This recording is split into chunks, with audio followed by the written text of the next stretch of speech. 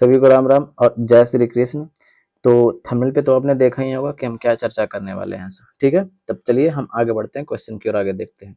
इससे पहले हम कई सीरीज को लेकर के आ गए हैं, और जो नए बच्चे होंगे वो चैनल पर जा करके विजिट कीजिएगा। प्लेलिस्ट बना हुआ है, देखिएगा, आपको बहुत अच्छे तरीके से रिवीजन होते चले जाएंगे, ठीक है। क्या बोला गया है कि गौतम बुद्ध ने धर्म चक्र परिवर्तन कहाँ से आरंभ किया था। अब हमको ये बताइएगा कि ये धर्म चक्र परिवर्तन का जो कॉन्सेप्ट है ये किस चीज से संबंधित है। तो ये जो गौतम बुद्ध जब अपना क्या किए थे कि प्रथम उपदेश दिए थे, तो प्रथम उपदेश कहाँ दिए थे, तो प्रथम उपदेश दिए थे कहाँ पे, तो ये सारनाथ में दिए थे, ठीक है।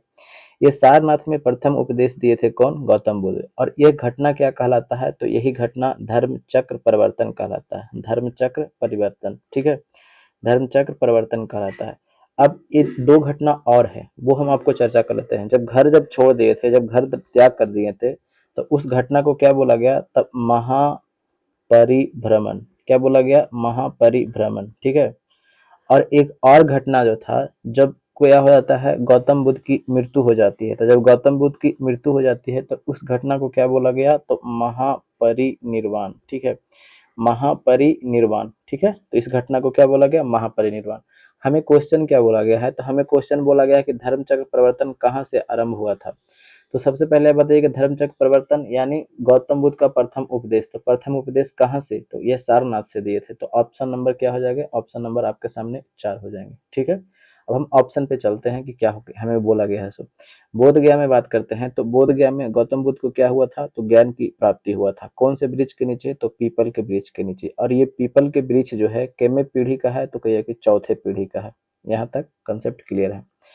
ये क्या बोला गया है कि राजगिरी की अगर बात करते हैं, तो ये राजगिरी क्या था, ये मगध वंश का सबसे पहला राजधानी। मगध जो क्या है, वो जो मगध जो सत्ता था, ठीक है, मगध जो क्षेत्र था उसका क्या था, प्रथम राजधानी था, ठीक है।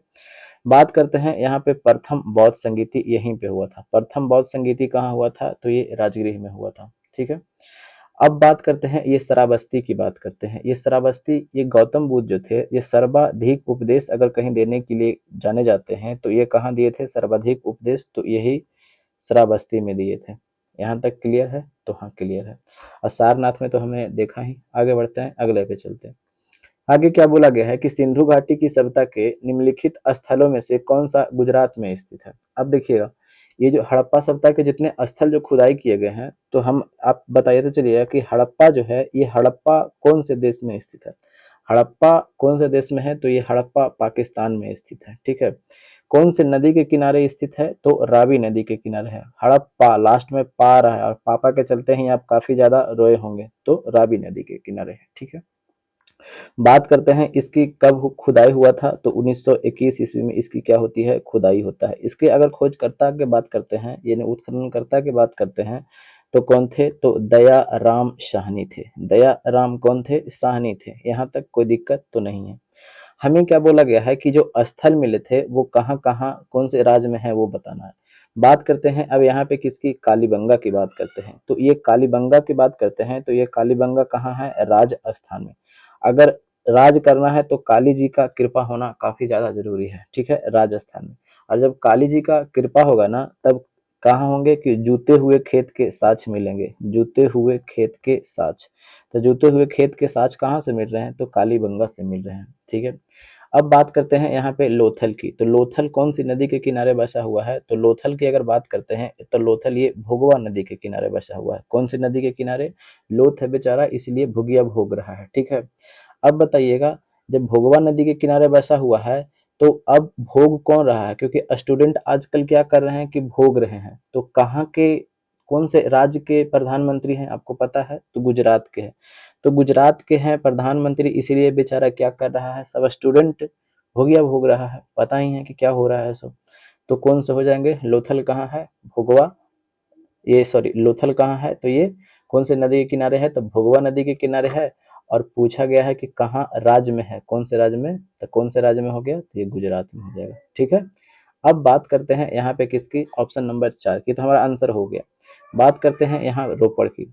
कृषि जो बिल आया था, तो कृषि बिल आया था, तो सबसे ज्यादा उसमें कहाँ के लोग शामिल थे, तो क्या कि पंजाब के लोग इस, क्योंकि उसमें इस आंदोलन में ऐसा अनुमान है कि एक रिपोर्ट के अनुसार लगभग 800 लोग मारे गए सिर्फ इस आंदोलन में।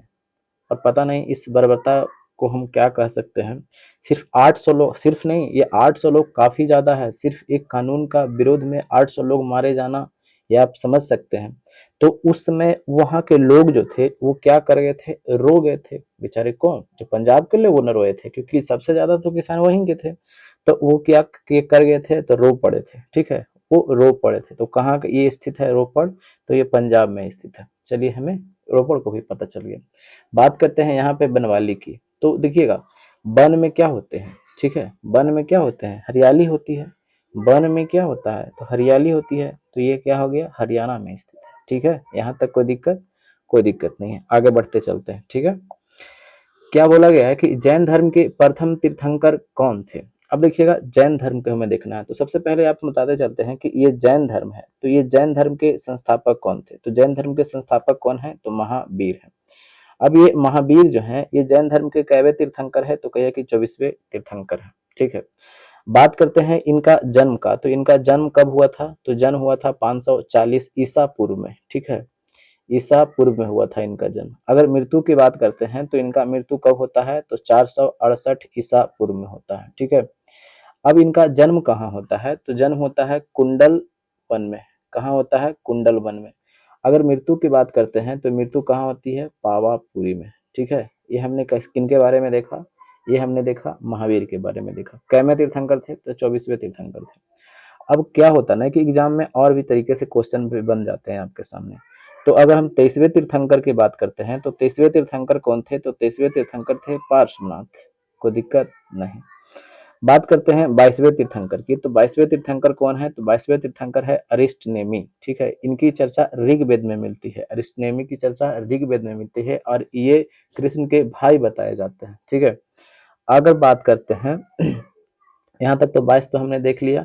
अगर एक बात और हम देख लेते हैं तो एक और देख लेते हैं 21वां का। तो 21वां कौन थे? नमी नाथ थे। 21वां कौन थे? तो नमी नाथ। ठीक है, अब हमें और ये बताइएगा कि जैन धर्म के पहले तीर्थंकर कौन थे, दूसरे तीर्थंकर, तीसरे तीर्थंकर और फिर उसके बाद में चौथे तीर्थंकर? क्योंकि तीसरा तीर्थंकर तक पहुंच गया है। ठीक है, तो ये हो न हो सब चौथा तीर्थंकर तक पहुंचने में तो उसे कोई देरी भी नहीं है। तो पहले तीर्थंकर की अगर बात करते हैं तो ऋषभ देव है। कौन है? ऋषभ देव, जिसको ऋषभ नाथ भी कहीं कहीं बोला जाता है। ऋषभ देव थे। ठीक है, दूसरे की बात करते हैं तो दूसरे कौन थे? तो दूसरे कौन थे? अजीत नाथ।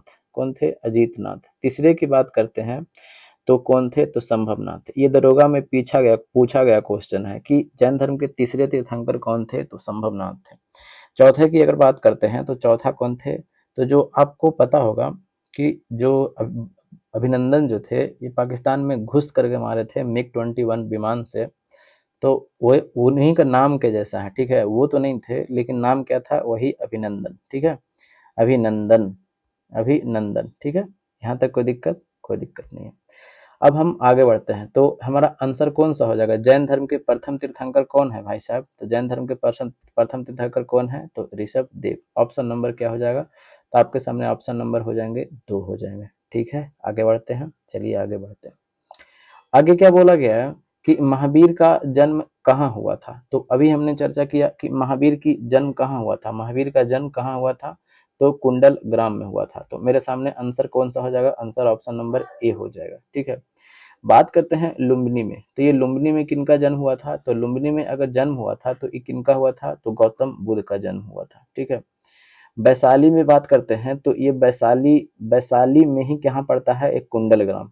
वैशाली के में अंदर ही क्या, वैशाली के अंदर में ही क्या है? कुंडल ग्राम है। ठीक है, कपिल वस्तु एक छोटा सा स्थान है। ठीक है, ये कपिल वस्तु अगर दे देता है ऑप्शन में तो, क्योंकि गौतम बुद्ध का जो जन्म अगर दे दिया कपिल वस्तु दे दिया तो आपको कपिल वस्तु मारना है, लुम्बिनी देगा तो आपको, क्योंकि लुम्बिनी एक बड़ा स्थान, कैसे जिला होता है तो उसमें छोटे से ब्लॉक होते हैं, गांव होते हैं, एक प्रॉपर स्थान दे दिया गया, तो इसी प्रॉपर स्थान दिया गया है। ठीक है, आगे बढ़ते हैं, आगे चलते हैं। आगे क्या बोला गया है कि महात्मा बुद्ध ने अपना प्रथम धर्म चक्र परिवर्तन किस स्थान से शुरू किया था? तो सब अभी हमने बताया कि धर्म चक्र परिवर्तन का अर्थ क्या होता है कि गौतम बुद्ध ने प्रथम उपदेश दिया था। तो प्रथम उपदेश कहाँ दिया था? तो कहिए कि सारनाथ में। और यही प्रथम उपदेश ही क्या कहलाता है? धर्म चक्र परिवर्तन कहलाता है। प्रथम उपदेश ही क्या कहलाता है? धर्म चक्र प्रवर्तन, ठीक है, प्रवर्तन कहलाता है। अब धर्म चक्र प्रवर्तन कहलाता है तो ये कहाँ से दे रहे हैं, तो सारनाथ से। तो आंसर कौन सा हो जाएगा, आंसर आपके सामने हो जाएगा, आंसर ऑप्शन नंबर 2 हो जाएंगे, ठीक है।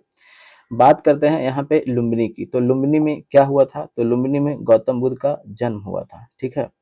अगर इनके पिता की बात करते हैं तो इनका पिता के आप नाम बताइएगा कि इनके पिता का नाम क्या था से, ठीक है। अगर बात करते हैं यहाँ पे पाटलिपुत्र की, तो पाटलिपुत्र क्या था कि ये पाटलिपुत्र में कौन सा बौद्ध संगीति हुआ था, तो तृतीय बौद्ध संगीति हुआ था। कि कौन सा बौद्ध संगीति हुआ था, तो तृतीय बौद्ध संगीति। तो उस समय उस वहाँ राजा कौन था, तृतीय बौद्ध संगीति हुआ था तब अशोक था। अब हम चर्चा करते हैं कि जब अशोक था राजा, तब अशोक राजा था तो उस समय तृतीय बौद्ध संगीति का अध्यक्षता कौन किया था, तो अध्यक्षता की बात करते हैं तब मोगली पुत्र तीस ने किया था। कौन ने किया था, तो मोगली पुत्र तीस ने किया था, ठीक है। आगे चलते हैं, अगले पे बढ़ते हैं। वैशाली में तो आपने जाना है कि किनका जन्म हुआ था, तो वही महावीर का जन्म हुआ था। आगे हमें क्या बोला गया है कि त्रिपिटक क्या है। अब देखिएगा, त्रिपिटक जो है ना, ये बौद्ध धर्म को जो नियम विचार वो है ना, वो 3 भाग में बांटा गया है। त्रिपिटक कितने होते हैं, तो त्रिपिटक 3 है। एक है सूत पिटक, ठीक है, और एक है विनय पिटक। सूत पिटक है, और इसके बाद में है विनय पिटक है, विनय पिटक, और फिर उसके बाद में क्या है, अभिधम पिटक, अभिधम पिटक, ठीक है। अब ये इससे क्वेश्चन काफी ज्यादा बनते हैं, ठीक है। बात करते हैं कि अगर सूत पिटक, ये जो है ना, ये सूत पिटक सबसे बड़ा पिटक है। और जब आप सूत जाइएगा तो आप ज्यादा एरिया लीजिएगा, नहीं, जब सूत जाइएगा तो आप ज्यादा एरिया लीजिएगा। तो सूत पिटक वैसे भी क्या है, बड़ा है, ठीक है। विनय पिटक की बात करते हैं तो ये विनय पिटक सबसे छोटा है। ये विनय पिटक तीनों पिटक में सबसे छोटा है। और ये अभिधम पिटक जो है, ये अभिधम पिटक क्या है, मिडिल है, मांझल है, ठीक है। यहाँ तक तो ठीक है। सूत पिटक की बात करते हैं तो इस सूत पिटक का रचना कौन किया था, तो सूत पिटक की रचना की अगर बात करते हैं तो इसका रचना कौन किया था, तो इसका रचना आनंद ने किया था। कौन, आनंद। विनय पिटक की अगर बात करते हैं तो विनय पिटक का रचना कौन किया था, तो उपाली ने किया था। कौन, उपाली ने किया था, ठीक है। अभिधम पिटक की बात करते हैं तो अभिधम पिटक में है क्या, वो हम दिखाते हैं। अब पहले ये चर्चा कर लेते हैं कि ये अभिधम पिटक जो है, ये अभिधम पिटक जो है, ये तृतीय बौद्ध संगीति हुआ था ना, उस समय इसका क्या किया गया था, निर्माण किया गया था। किस समय निर्माण किया गया था, तो तृतीय बौद्ध संगीति। तो तृतीय बौद्ध संगीति किसके शासन काल में हो रहा है, तो अशोक के शासनकाल में। अध्यक्षता कौन कर रहा है, तो कौन कर रहा है, मोगलीपुत्र तीस कर रहा है। पाटलिपुत्र में ही इसका अभिधम पिटक का क्या होता है, निर्माण होता है। यहाँ तक हमने देखा। अब हम चर्चा करते हैं कि तीनों में है आखिर क्या। आखिर तो ये बता तो रहे हो आप, तो आखिर इसमें दिया क्या क्या गया है। तो अब हम चर्चा करते हैं ये सूत पिटक में क्या दिया गया है, विनय पिटक में क्या दिया गया है, और अभिधम पिटक में क्या दिया गया है, ठीक है। तो हम चर्चा करते हैं, ठीक है। अब चर्चा करते हैं, ये सूत पिटक में क्या बोला गया है कि जैसे में अब सूत उपदेश कोई देता है ना, तो देखता है ना, कोई भी अगर उपदेश देने लगता है ना तो आप सूत जाते हैं, नींद आने लगता है, ठीक है। तो अब सूत पिटक की अगर बात करते हैं तो सूत पिटक में क्या बोला गया है, बुद्ध के उपदेश का क्या किया गया है, संकलन किया गया है। बुद्ध के उपदेश का क्या किया गया है, संकलन किया गया है। किस कौन में, सूत पिटक में। विनय पिटक की अगर बात करते हैं तो विनय पिटक में क्या किया गया है, विनय पिटक, जैसे में हमारे गांव में एक व्यक्ति थे, ठीक है, बेचारे अब नहीं है, तो उनका विनय नाम था, ठीक है। तो उनका एक दलान था, तो दलान में सब लोग नियम कानून के बारे में बात किया करते थे। तो हम ना उसी चीज से उसे रिलेट करते हैं। तो आप कह सकते हैं कि ये विनय पिटक में क्या था, तो विनय पिटक में जो संघ है, वो संघ के नियम विचार का इसमें क्या किया गया था, संकलन किया गया था। क्या किया गया था, नियम विचार का क्या किया गया था, संकलन किया गया था, ठीक है। अब अभिधम पिटक की अगर बात करते हैं तो अभिधम पिटक क्या था कि जैसे में आध्यात्मिक और दार्शनिक जो विचार थे, किनका, तो गौतम बुद्ध का होगा। आध्यात्मिक विचार और एक दार्शनिक विचार, इसमें क्या किया गया है, अभिधम पिटक में संकलन किया गया है। उम्मीद है कि आपको रिवीजन अच्छे तरीके से हो रहा होगा, ठीक है। अब तो समझ में आ गया, तो किससे संबंधित है, बौद्ध धर्म, तो अभी तब पता चल गया होगा। अब हम आंसर पे चलते हैं। क्या त्रिपिटक क्या है, महावीर के उपदेशों का संग्रह, गलत। ब्रह्मा विष्णु महेश, गलत। महावीर के तीनों न गिने, गलत। आंसर कौन सा हो जाएगा, बुद्ध के उपदेशों का संग्रह किया गया था। आगे बढ़े, चलिए आगे क्या बोला गया है कि गौतम बुद्ध ने किस स्थान पर निर्वाण प्राप्त किया। अब निर्वाण प्राप्त की बात करते हैं, यानी वो स्वर्गवास हो गए थे। तो ये इनका निर्वाण प्राप्त कहाँ हुआ था, तो इनका निर्वाण प्राप्त हुआ था कुशीनगर में। कहाँ पे, तो कुशीनगर में। अब ये जब मृत्यु हुआ था यानी निर्वाण प्राप्त जब किए थे, तो इस घटना को क्या बोला गया, तो इस घटना को क्या बोला गया, महापरिनिर्वाण। क्या बोला गया, महापरिनिर्वाण बोला गया। कोई दिक्कत, तो कोई दिक्कत नहीं। इनका मृत्यु हुआ कब था, तो इनका मृत्यु हुआ था 483 ईसा पूर्व में। कब हुआ था, 483 ईसा पूर्व में हुआ था। कहाँ हो रहा है, तो ये कुशीनगर में हो रहा है। ठीक है, आगे हम देखते हैं। अगर इनकी बचपन की अगर हम बात बोलते हैं, तो इनका बचपन का नाम क्या था, तो इनका बचपन का नाम था सिद्धार्थ था। इनका बचपन का नाम सिद्धार्थ था। ठीक है, अब हमें देखना है ये सारनाथ। ये सारनाथ में क्या हुआ था कि ये सारनाथ में प्रथम क्या किए थे, उपदेश दिए थे। प्रथम जब उपदेश दिए थे, तो इस घटना को क्या बोला गया, धर्म चक्र परिवर्तन। प्रथम उपदेश जो था, उस घटना को क्या बोला गया, धर्म चक्र परिवर्तन। बात करते हैं ये श्रावस्ती की। तो श्रावस्ती में जो थे ना, गौतम बुद्ध सर्वाधिक उपदेश दिए थे। कहाँ पे, श्रावस्ती में। ये राजधानी कहाँ की थी, तो ये कौशल की राजधानी थी। तो कौशल की राजधानी कहाँ थी, तो श्रावस्ती। ये लुम्बिनी में क्या हुआ था, तो लुम्बिनी में गौतम बुद्ध का क्या हुआ था, तो जन्म हुआ था। ठीक है, तो जन्म कब हो रहा है, तो जन्म होता है 563 ईसा पूर्व में होता है। कब, 563 ईसा पूर्व में। उम्मीद है समझ में आ रहा होगा, अच्छे तरीके से आपको रिवीजन होते चल रहे होंगे। ठीक है, आगे बढ़ते हैं, अगले पे चलते हैं। अगर हाँ, इसका अगर पीडीएफ कोई बच्चे अगर लेना चाहते हैं, कोई भाई, तो आप टेलीग्राम चैनल पर जाइएगा, टारगेट जीएस बाई मान सिंह सर्च कीजिएगा। ज्वाइन करने के बाद आप वहां से पीडीएफ ले सकते हैं। ठीक है, आगे बढ़ते हैं, अगले पे देखिएगा। क्या बोला गया है कि प्राचीन भारत में किस वंश का शासनकाल स्वर्ण युग कहा जाता था। अब देखिएगा, स्वर्ण युग कहने का मतलब क्या होता है, पहले इस चीजों को समझिए।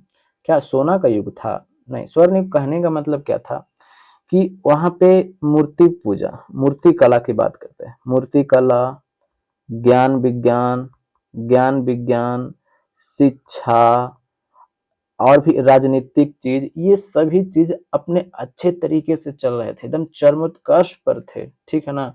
मूर्ति कला कहने ये स्वर्ण युग कहने का मतलब ये नहीं कि सोना का युग था। स्वर्ण युग कहने का मतलब ये सब चीज काफी अच्छे तरीके से चल रहे थे। ठीक है, और इस टाइप किसके शासनकाल में चल रहे थे, तो ये गुप्त जब वंश चल रहा था, तो उसी के शासनकाल में ये सब चीज अच्छे तरीके से चल रहे थे। ठीक है, तो काल किसको कहा जाता है, तो यही गुप्त को कहा जाता है। ठीक है, अगर बात करते हैं कि ये पारा का जो अब आविष्कार हुआ था, जो आप जो बुखार नापते हैं नहीं, तो उसमें जो पारा का जो इस्तेमाल किया गया था, तो उसकी खोज की अगर बात करते हैं, तो ये इसी टाइम हो चुका था। ठीक है, समझ में आ गया, आगे देखते हैं। अब यहाँ पे हमें क्या बोला गया है, अगला क्वेश्चन क्या बोला गया है, सो देखिएगा। बोला गया है कि प्राचीन सांख्य दर्शन में किसका महत्वपूर्ण योगदान है। अब देखिएगा, हमारे भारतीय दर्शन की अगर बात करते हैं, तो हमारे भारतीय दर्शन में 6 गो क्या बोले गए हैं, ये दर्शन है, 6 गो दर्शन है। ठीक है, कितने गो दर्शन है, 6 गो दर्शन है। और सभी दर्शन का मतलब होता है विचार। ठीक है, उसमें विचारों में क्या बताया गया है कि 6 गो विचार बताए, 6 गो क्या है, सांख्य 6 गो दर्शन है। ठीक है, और 6 दर्शन में क्या बोला गया है कि कोई भी व्यक्ति है, ऐसा नहीं कि एक व्यक्ति के प्रॉपर बोला गया है, कोई भी व्यक्ति है, तो कोई भी व्यक्ति है, तो उसको क्या क्या जीवन में करना चाहिए, वो सबसे पहले बताया गया है। ठीक है, कोई भी व्यक्ति हो, उसको जीवन का 4 लक्ष्य ही बताया गया है, सिर्फ और सिर्फ 4 लक्ष्य। पहले लक्ष्य की अगर हम बात करते हैं कि पहला लक्ष्य क्या बताया गया होगा, तो पहला लक्ष्य है धर्म। ठीक है, यानी आप समाज में जहाँ पे रहते हैं, तो उसके नियम जो है, उस नियम के अनुरूप आप कोई काम करें। ठीक है, कुछ ना कुछ तो नियम होगा, तो पहला धर्म बताया गया। ठीक है, दूसरी की अगर बात करते हैं, तो दूसरा बताया गया है अर्थ। अगर आप व्यक्ति हैं, तो आप क्या कीजिए कि आप चीजों को, जैसे में पैसा कौड़ी तो कमाइएगा नहीं, अपनी चीजों को जो पूर्ति है उसको करने के लिए आप अर्थ, उसके लिए भी काम कीजिए। ठीक है, और तीसरा है कर्म। और ये कर्म कहने का मतलब क्या है ना, कि सुख विलास भोगना, इस सब से जैसे में क्या होता है कि एक गृहस्थ जीवन में जब व्यक्ति प्रवेश करता है, तो यही कर्म की बात वो बताया गया है। ठीक है, और चौथा क्या है, मोक्ष की प्राप्ति, कि मोक्ष की प्राप्ति के लिए आप कुछ करिए। मोक्ष की प्राप्ति में क्या होता है ना कि व्यक्ति को जन्म और मरण से छुट्टी हो जाते हैं। जैसे में आप हमेशा सुनते होंगे कि व्यक्ति को पुनर्जन्म होता है और पुनर्जन्म में उसे दुख भोगना पड़ता है। और भगवान बुद्ध हमेशा यही कहते हैं कि व्यक्ति, कोई भी व्यक्ति हो, उस संसार में जब जन्म लिया है तो वो दुख से भरा हुआ है। यह तो वही मोक्ष की प्राप्ति में क्या होता है कि उस व्यक्ति को ना जन्म होगा अब दोबारा, अब फिर उस नहीं क्या होगा, सॉरी, दोबारा जन्म नहीं होगा। ठीक है, मोक्ष की प्राप्ति हो गया उसे। क्या क्या दिया गया है? 6 गो हमारे भारत में क्या है? दर्शन है। 6 दर्शन में एक ही बात को बताया गया है कि व्यक्ति को धर्म, फिर अर्थ, कर्म और मोक्ष पर क्या करना चाहिए? काम करना चाहिए। ठीक है, अब 6 दर्शन कौन कौन है वो हम देख लेते हैं। ठीक है, 6 दर्शन कौन कौन है तो वो देख लेते हैं। पहला दर्शन की बात करते हैं तो एक दर्शन है सांख्य दर्शन। ठीक है, सांख्य दर्शन। तो ये सांख्य दर्शन के प्रतिपादक कौन थे? तो सांख्य दर्शन के अगर प्रतिपादक की बात करते हैं तो कपिल मुनि थे। कौन थे? तो कपिल मुनि थे। यहाँ तक कोई दिक्कत? कोई दिक्कत नहीं है, आगे बढ़े। ठीक है, सांख्य दर्शन क्या था? ये सबसे प्रारंभिक की अगर बात करते हैं तो ये प्रारंभिक में भौतिकवादी था। ठीक है, लेकिन ये बाद में क्या हो गया ना कि ये धर्म की ओर भी ये क्या हो गया कि मुड़ गया। ठीक है, तो हमें ये चीज नहीं पूछा जाएगा, आपको एग्जाम में सिर्फ ये चीज पूछे जाएंगे कि सांख्य दर्शन के प्रतिपादक कौन थे? तो कपिल मुनि थे। ठीक है, ठीक है। अब एक और आपके सामने आएगा कि न्याय दर्शन। कौन से दर्शन? न्याय दर्शन। तो न्याय दर्शन के प्रतिपादक कौन थे? तो न्याय दर्शन के प्रतिपादक थे अक्षपाद गौतम। ठीक है, अक्षपाद गौतम। कौन थे? अक्षपाद गौतम। तो न्याय दर्शन के प्रतिपादक कौन थे? अक्षपाद गौतम। ये न्याय दर्शन में क्या बोला गया है कि आपको मोक्ष तभी मिल सकता है ज्ञान की वजह से, यानी मोक्ष प्राप्त करने का सिर्फ एक ही रास्ता है, वो है ज्ञान। ठीक है, अभी हमने बताया कि मोक्ष का अर्थ क्या होता है, तो न्याय दर्शन में यही बताया गया है कि मोक्ष प्राप्त करने का एक रास्ता क्या है, वो है ज्ञान। 2 गो तो हमने दर्शन को देख लिया। ठीक है, अब हम आगे बढ़ते हैं तीसरे पे। तो तीसरा कौन है? मीमांसा। ठीक है, ठीक है। चौथा कौन है? तो तीसरा पहले देख लेते हैं। तीसरा कौन है? तो तीसरा कौन है? मीमांसा। अगर मीमांसा की अगर बात करते हैं तो इसमें क्या बोला गया है? इसमें कहा गया है ना कि वेद जो है ना, ये वेद को क्या मानता है कि ये कहता है कि वेद में जो कहा गया है ना वो एकदम सब कुछ सही कहा गया है। ये मीमांसा में बताया गया है कि वेद में आखिर जो बोला गया है वो सब कुछ सही बोला गया है। अब आपको ये बताइएगा कि ये मीमांसा के प्रतिपादक कौन थे? ठीक है, तो मीमांसा के प्रतिपादक की बात करते हैं तो मीमांसा के प्रतिपादक कौन थे? तो जैमिनीय थे। कौन थे? तो जैमिनीय थे। ठीक है, जैमिनीय। ठीक है, 3 गो तो हमने देख लिया। ठीक है, अगर बात करते हैं हम और चौथे की अगर बात करते हैं तो चौथा कौन था सो देख लेते हैं। ठीक है, एक था वैशेषिक दर्शन। थोड़ा उग नहीं रहा, वैशेषिक दर्शन। ठीक है, वैशेषिक दर्शन। तो वैशेषिक दर्शन की अगर बात करते हैं तो इसके प्रतिपादक कौन थे? तो इसके प्रतिपादक थे कणाद। कौन थे? एक ठो और कौन थे प्रतिपादक? वो थे कणाद थे। ठीक है, यहाँ तक तो हमने देखा। अब एक और है, आगे है, जो आगे हम देख लेते हैं कि आगे क्या बोला गया है सो। ठीक है, आगे क्या बोला गया है सो देखिएगा। अब हम इतने तक रहने देते हैं फिर, क्योंकि अब ज्यादा आएगा तो वीडियो भी लंबा होते चल जा रहा है। ठीक है, तो ज्यादा जैसे जैसे आएगा हम वैसे वैसे बताते चले जाएंगे। ठीक है, अब हमें क्या बोला गया है कि जो क्वेश्चन पे जो हमें बोला गया है इतना से हमें क्वेश्चन बन जाएगा। ठीक है, प्राचीन सांख्य दर्शन में किसका महत्वपूर्ण योगदान है? तो सांख्य दर्शन में अभी हमने चर्चा किया किसका? कपिल का। ठीक है, सांख्य दर्शन के प्रतिपादक कौन है? तो कपिल है।